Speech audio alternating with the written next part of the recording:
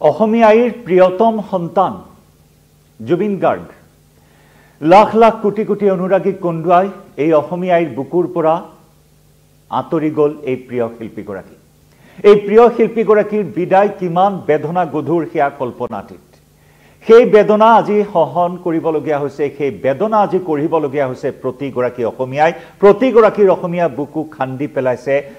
প্ৰতিগৰাকী অসমীয়াই আজি হিয়া ধাকুৰি কান্দিছে। এতিয়াও মনাব পৰা নাই জুবিন গাৰ্গ আমাৰ মাজত নাই। অসমীয়াৰ এই প্ৰিয়তম সন্তানগৰাকী অসমীয়াৰ বুকু কুধা কৰি আঁতৰি গ'ল কায়িকভাৱে। এতিয়া সৰ্বত্ৰে উত্থাপন হৈছে ন্যায়ৰ দাবীৰে। এই মুহূৰ্তত প্ৰতিগৰাকী অসমীয়াক খুলি খুলি খাইছে, ন্যায় লাগে আমাক, প্ৰতিগৰাকী অসমীয়াক ন্যায় লাগে। আৰু তাৰ মাজৰে এটা খবৰ কালিৰে পৰা আমি আপোনাক জনাই আহিছোঁ যে কানু পলাল, ছিংগাপুৰৰ পৰা কানু পলাল, শ্যাম কানু পলাইছে ছিংগাপুৰৰ পৰা। এয়া হৈছে অত্যন্ত এটা তাৎপৰ্যপূৰ্ণ বিষয়, এয়া হৈছে অত্যন্ত এটা ৰহস্যজনক বিষয়, যাক লৈ আজি সমগ্ৰ অসমবাসী এফালে প্ৰিয় শিল্পীক হেৰুৱাৰ বেদনা মনত পুহি ৰাখিবলগীয়া হৈছে। সেই প্ৰিয় শিল্পীক হেৰুৱাৰ বেদনাই ভাৰাক্ৰান্ত কৰি তুলিছে আজি প্ৰতিগৰাকী অসমীয়াক। আনফালে আকৌ শ্যাম কানু পলোৱাৰ খবৰে আৰু অধিক ৰহস্য ঘন কৰি তুলিছে এই সমগ্ৰ মৃত্যু ৰহস্যক। আৰু এই মৃত্যু ৰহস্যৰ বাবে এতিয়া প্ৰতিগৰাকী অসমীয়াই হাহাকাৰ কৰি উঠিছে। এই মৃত্যু ৰহস্যৰ ন্যায়ৰ দাবীৰে এতিয়া এই মনৰ উত্তেজনাই অসমবাসী ৰাইজক এই মুহূৰ্তত খুলি খুলি খাইছে। যি বিৰল ঘটনা, এইগৰাকী প্ৰিয় শিল্পীৰ লগত বিৰল ঘটনাৰ সাক্ষী হৈ ৰ'ল সমগ্ৰ অসমবাসীৰ লগতে সমগ্ৰ বিশ্ববাসী। যি নেকি চতুৰ্থ সৰ্ববৃহৎ সমাৱেশৰ সৃষ্টি কৰি জনসমুদ্ৰৰ মাজৰ পৰা গুচি গ'ল এইগৰাকী প্ৰিয় শিল্পী। আৰু সেই জনসমুদ্ৰৰ মাজত জুবিন গাৰ্গক সমগ্ৰ বিশ্বই আৱিষ্কাৰ কৰিলে, অভিলেখ গঢ়িলে। লিমকা বুক অফ ৰেকৰ্ডছত অভিলেখ সৃষ্টি কৰিলে এইগৰাকী প্ৰিয় শিল্পীয়ে। যে জনতাই এগৰাকী শিল্পীক কিমান ভাল পাব পাৰে, জুবিন গাৰ্গে সমগ্ৰ বিশ্বক সেই কথাই আৱিষ্কাৰ কৰিলে। আৰু সেই প্ৰিয় শিল্পীগৰাকীক, সেই সম্পদ, সেই অমূল্য সম্পদ ভাগক আমি হেৰুৱাম, তাকো ৰহস্যজনকভাৱে। দায়ী কোন, জগৰীয়া কোন, এনে নানান প্ৰশ্নই এই মুহূৰ্তত সকলোকে জোকাৰি আছে। আৰু সেই নানান প্ৰশ্নই মনত এতিয়া আন্দোলনৰ সৃষ্টি কৰিছে প্ৰতিগৰাকী অসমীয়াৰ। আৰু এই মুহূৰ্তত আমি জনাইছোঁ যে এফালে প্ৰিয় শিল্পীক হেৰুৱাৰ বেদনা আৰু আনফালে ন্যায়ৰ দাবী আজিও এই মুহূৰ্ততো উত্থাপন হৈ আছে সৰ্বত্ৰে। কি ছ'চিয়েল মিডিয়া, কি আকাশে বতাহে মুঠৰ ওপৰত আজি অসমবাসীক ন্যায় লাগে, প্ৰিয় শিল্পীগৰাকীক ন্যায় লাগে। শ্যাম কানু মহন্ত, আমি নকৈ কোৱাৰ প্ৰয়োজন নাই, শ্যাম কানু মহন্তক লৈ বিভিন্নজনে মুখ খুলিছে, ছ'চিয়েল মিডিয়াত বিভিন্নজনে বিভিন্ন কথা কৈছে। শ্যাম কানু মহন্ত এটাৰ পিছত আনটো চাফাই গাবলৈ চেষ্টা কৰিছে। দুই এটা সংবাদ মাধ্যমৰ সন্মুখত শ্যাম কানু মহন্তই জুবিন গাৰ্গৰ ৰহস্য মৃত্যুৰ পিছতে নিজকে ধোঁৱা তুলসীৰ পাত সজায়। যেতিয়াও এই সম্পূৰ্ণ বিষয়টো অৱগতই নাছিল, বিজনেছ মিটত, চ' কল্ড বিজনেছ মিটত তেওঁ ব্যস্ত আছিল জুবিন গাৰ্গৰ সেই দুৰ্ঘটনাৰ সময়ছোৱাত। গতিকে কোনো ধৰণৰ তেওঁ অৱগত নাছিল যে জুবিন গাৰ্গে পাৰ্টি কৰিবলৈ ওলাই যাব। কিন্তু অথচ সেই শ্যাম কানুৰ আমন্ত্ৰণ মৰ্মেই জুবিন গাৰ্গে ছিংগাপুৰলৈ যোৱাৰ কথা ইতিমধ্যে বিভিন্নজনে প্ৰকাশ কৰিছে। জুবিন গাৰ্গৰ সোঁৱে বাৱে থকা অসমত জুবিন গাৰ্গৰ গাৰ ছাটোৰ দৰে থকা বিভিন্নজনক জুবিন গাৰ্গে কৈছিল যে মোৰ যাবলৈ মন নাই, কিন্তু এজনে মানি নলয় কথাটো আৰু সেইজনৰ বাবে যাবলগীয়া হৈছে। আৰু সেইজনেই হৈছে এই কানু, শ্যাম কানু। কিন্তু সেই অমূল্য সম্পদক দূৰ দেশান্তৰলৈ নি সেই অমূল্য সম্পদৰ নিৰাপত্তাৰ ক্ষেত্ৰত তিলমানো গুৰুত্ব প্ৰদান নকৰি নিজৰ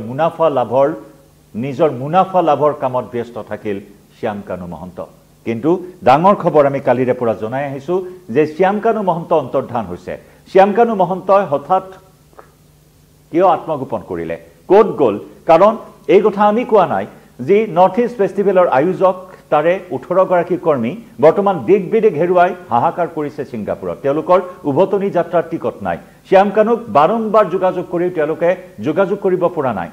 তেওঁলোকে কেনেদৰে অসমলৈ উভতি আহিব, ভিজাৰ কথা আছে। গতিকে এইসমূহ বিষয়ে এই মুহূৰ্তত যথেষ্ট জটিলতাৰ সৃষ্টি কৰিছে। 18জনকৈ কৰ্মী এতিয়া উভতি আহিব পৰা নাই অসমলৈ। আৰু তাৰ পিছতে শ্যাম কানুৰ এই ৰহস্যজনক অন্তৰ্ধানৰ বিষয়টো পোহৰলৈ আহিছে, যিয়ে নেকি এই মুহূৰ্তত তাৎপৰ্য বহন কৰিছে।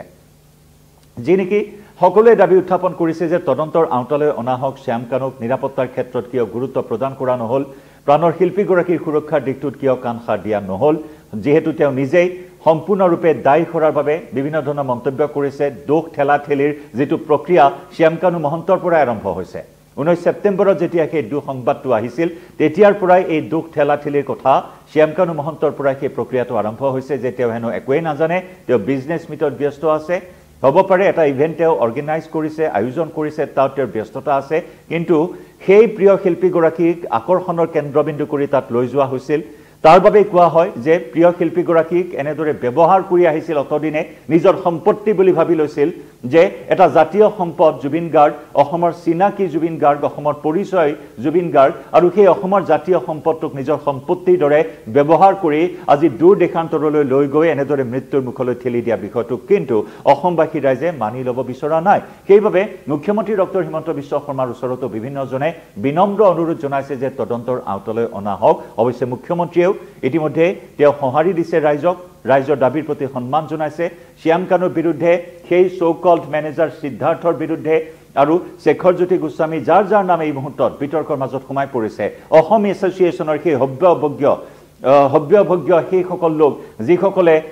হাঁহি খিকিন্দালিৰে জুবিন গাৰ্গক মৃত্যুৰ মুখলৈ ঠেলি দি জুবিন গাৰ্গক বিনা লাইফ জেকেটে পানীৰ মাজলৈ ঠেলি দি যি ৰং তামাচাত মশগুল হৈ পৰিছিল অশ্লীল শব্দৰে ৰং তামাচাত মশগুল হৈ পৰিছিল জুবিন গাৰ্গৰ ৰং চাই তেওঁলোকে আনন্দত ফাটি পৰিছিল সেই সকল লোককো তদন্তৰ আওতালৈ আনি মুঠৰ ওপৰত ন্যায় প্ৰদান কৰিব লাগে আৰু এতিয়া ন্যায়ৰ দাবী গুঞ্জৰিত হৈছে জুবিন গাৰ্গৰ গানৰ সমানে সমানে অসমৰ আকাশে বতাহে আজিও সমাধি ক্ষেত্ৰত যি বিৰল দৃশ্য দেখিবলৈ পোৱা হ'ল এই বিৰল ঘটনা কোনো কালেই আনকি ভূপেন হাজৰিকাৰ ক্ষেত্ৰতো অসমবাসী ৰাইজে হয় ভূপেন হাজৰিকাৰ ক্ষেত্ৰতো আমি তেনেকুৱা এটা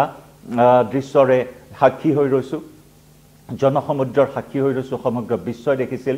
মহাপ্ৰয়াণত সুধাকণ্ঠগৰাকীৰ আৰু তাৰ পিছত জুবিন গাৰ্গে যেন সেই পৰিৱেশতকৈ অন্য এটা পৃথক পৰিৱেশ সমগ্ৰ বিশ্বৰ মাজত দাঙি ধৰি থৈ গ'ল এই জীৱনৰ পৰা মেলালি মগাৰ সময়ছোৱাত আজি সমাধি ক্ষেত্ৰত অনেকজনে ভিৰ কৰিছে অনেকজনে কান্দি উঠিছে হিয়া ঢাকুৰি কান্দিছে সকলোৰে এটাই দাবী এই বেদনা আমি পাহৰিব নোৱাৰো আৰু এই বেদনা দুগুণে বৃদ্ধি পাইছে জুবিনৰ ৰহস্য মৃত্যুৱে আৰু সেই ৰহস্য মৃত্যুৰ ন্যায় বিচাৰি আজি মনৰ উত্তেজনাই খুলি খাইছে প্ৰতিগৰাকী অসমীয়াক মন্তব্য আছে সমাধি ক্ষেত্ৰৰ পৰা সেই মন্তব্য আগবঢ়াই প্ৰিয় দৰ্শক আমি ডিজিটেল লাইভৰ পৰা বিদায় ল'ম আপোনাৰ মন্তব্য আগবঢ়াওক কাৰণ এতিয়া সৰ্বত্ৰে এই দাবীয়ে গুঞ্জৰিত হৈছে যে ন্যায় লাগে অসমক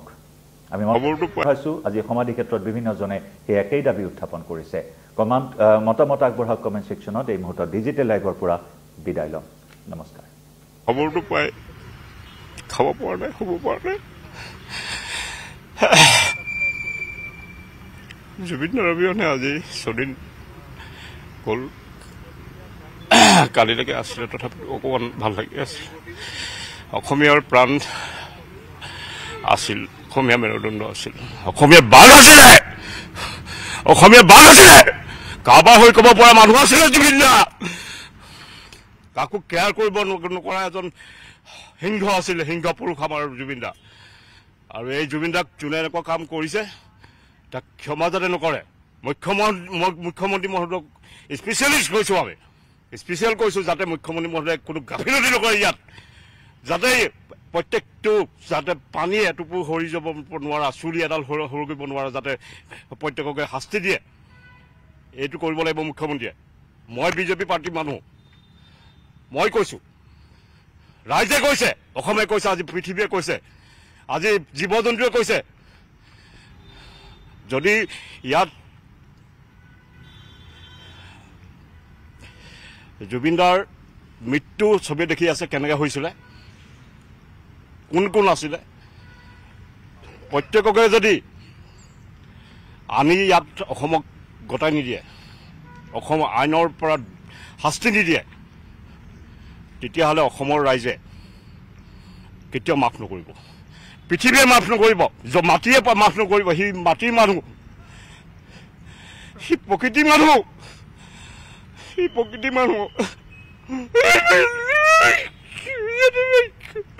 বাপ খোৱা ল'ব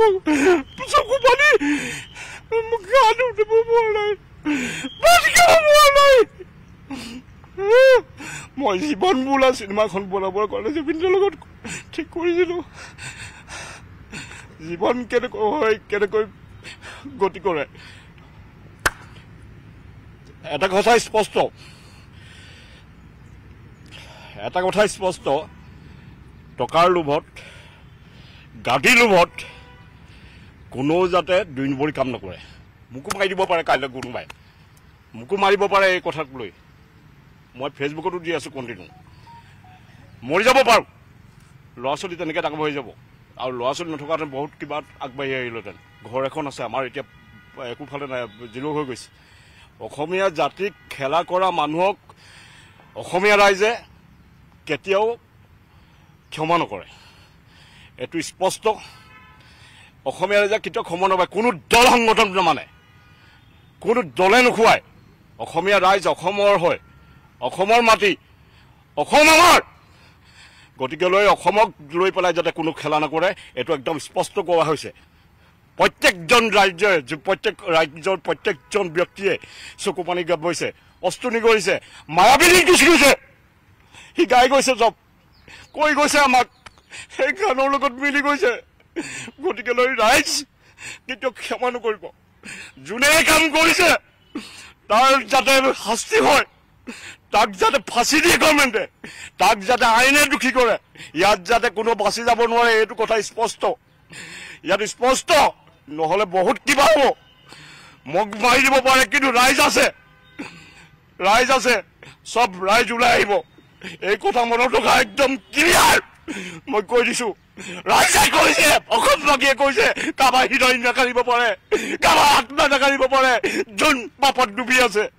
কিন্তু মোৰ কাহ কপি গৈছে এতিয়া মই এক্টিং কৰা নাই মোৰ আত্মা কৈছে থাকিব পৰা নাই সুবিধা নাই